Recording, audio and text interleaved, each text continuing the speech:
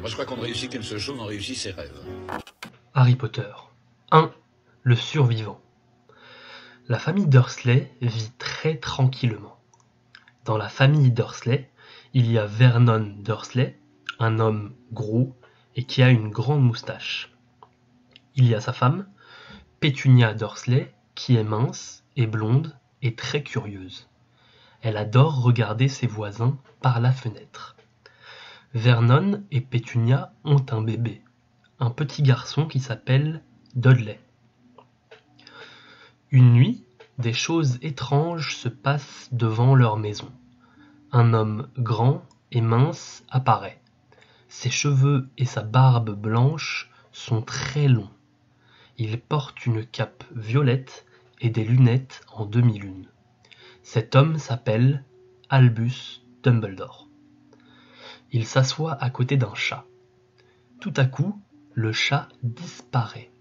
À sa place, il y a une femme.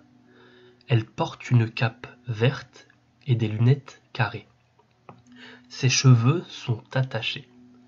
Cette femme s'appelle Minerva McGonagall. Elle demande : « Alors, c'est vrai ?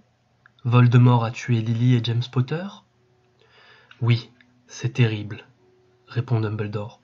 « Et le petit Harry ? » ?»« Voldemort a essayé de le tuer, mais il n'a pas réussi. Et il a disparu. »« Harry est vivant ? » ?»« Oui, il n'a qu'une cicatrice. »« Et maintenant, il va rester ici, chez son oncle et sa tante. Je leur laisse une lettre. Ils lui expliqueront tout quand il sera plus grand. » À ce moment-là, une énorme moto descend du ciel. L'homme qui est dessus est immense. Il a de longs cheveux noirs et une barbe qui cache tout son visage. Dans ses bras, il tient une couverture dans laquelle dort un bébé. « Tout s'est bien passé, Hagrid ? » demande Dumbledore. « Oui, il s'est endormi. » Dumbledore et McGonagall se penchent et ils voient une petite tête, des yeux fermés, des cheveux noirs et une cicatrice sur le front en forme d'éclair.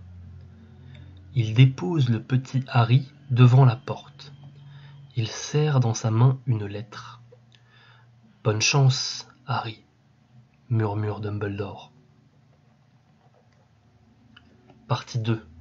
Une vitre disparaît. Harry Potter est un garçon de 10 ans qui vit en Angleterre et qui est bien malheureux.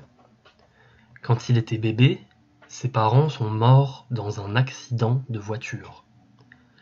Harry aussi était dans la voiture, mais n'est pas mort. Il a seulement une cicatrice en forme d'éclair sur le front. En tout cas, c'est ce qu'on lui a raconté. Depuis l'accident, il habite avec son oncle et sa tante, Vernon et Pétunia Dursley, et son cousin Dudley.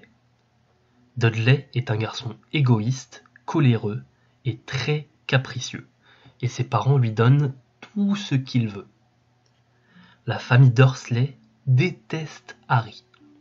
Ils le font dormir sous les escaliers, dans un placard. Il n'a pas de chambre. Il n'a pas de vêtements non plus. Il porte les vieux vêtements de son cousin Dudley quand il grandit. Mais Dudley est très gros et ses vêtements sont beaucoup trop grands pour Harry. À l'école, Harry n'a pas d'amis. Les enfants le trouvent bizarre et mal habillé. Harry est seul au monde. Il se passe souvent des choses bizarres autour de Harry et il ne sait pas pourquoi. Un jour, ses cheveux ont repoussé en une nuit. Un autre jour, un pull laid est devenu tout petit. Une fois, à l'école, Dudley et ses copains voulaient l'attraper. Il a sauté pour se cacher derrière des poubelles et, il ne sait pas comment, il est arrivé sur le toit de l'école. À chaque fois qu'il se passe quelque chose de bizarre, l'oncle Vernon se met dans une colère noire. Il déteste tout ce qui est bizarre. Le rêve de Vernon, c'est une vie normale, et il pense que Harry n'est pas normal. Le jour du 11e anniversaire de Dudley, toute la famille va visiter le zoo. Harry vient aussi. Ils se promènent, ils déjeunent au zoo, et après le déjeuner, ils vont voir les reptiles. La pièce est sombre et fraîche. Des lézards, des serpents sont dans des cages en verre. Harry observe un boa.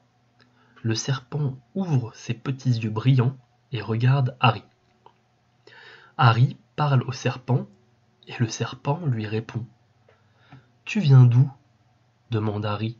« Du Brésil. » Dudley arrive et il pousse Harry qui tombe par terre. Tout à coup, la vitre en verre disparaît.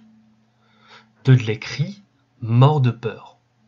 Le boa s'en va et Harry l'entend dire « Et maintenant, direction le Brésil.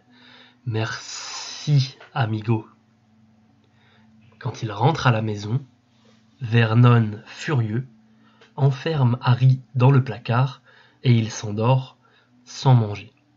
Il est puni pendant des semaines. Voilà pour la partie 1 et 2 de Harry Potter. J'ai trouvé cette histoire réécrite par une professeure sur le site La Petite École de Fleu, que vous voyez à l'écran. Dites-moi si vous avez aimé, et je vous dis à bientôt.